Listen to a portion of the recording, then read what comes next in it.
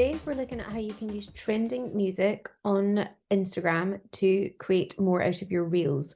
Now, this is mailchimp, which is obviously a huge software company that sends emails on a regular basis for businesses.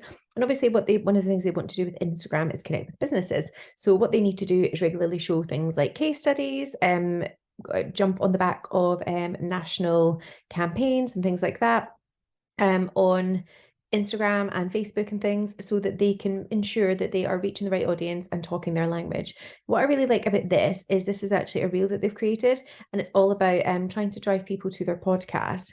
And here it says to explain it before I show you guys it. Being an empathetic leader sounds nice, but how do you put it into action? Tune into Call Paul for a refreshing chat with this founder and how she balances values. So if you think about it, what this is all about is being empathetic and being a leader, how she balances values. And I guess, what they would be looking for is a way of boosting the content when they're doing their reels. And one of the best ways of doing that is using something like a trending soundtrack.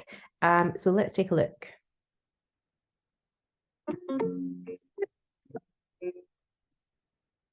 Values in general are important to me, and we set out on our core value journey with the entire team. It does not resonate with me to run a company with profit being the only indicator. I think that's just who I am, So there you can see that what they've done is they've chosen a soundtrack that goes with the reel, which is lovely. It's really calm, it's really chilled, it's very relaxed, which obviously goes with what she's saying, and I guess the overall message. But I think what I also really like is one of the trending ones. Now, one of the reasons why you would choose one of the trending soundtracks in Instagram is because it's already trending. Therefore, lots of people are using it. Therefore, anybody who's looking for that particular music will find you much quicker.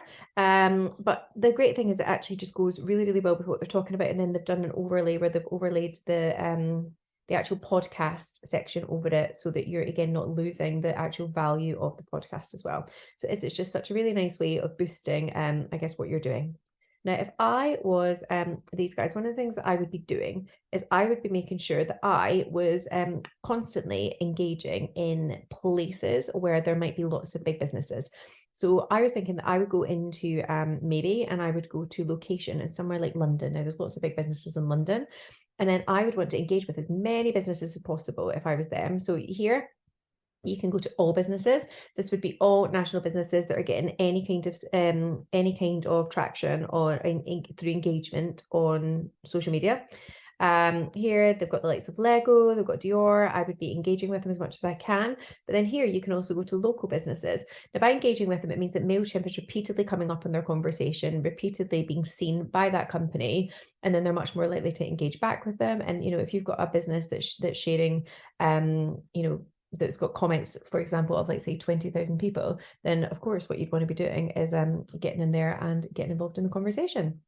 Now, as always, if you've got any questions at all, click on the little blue button. We love to help.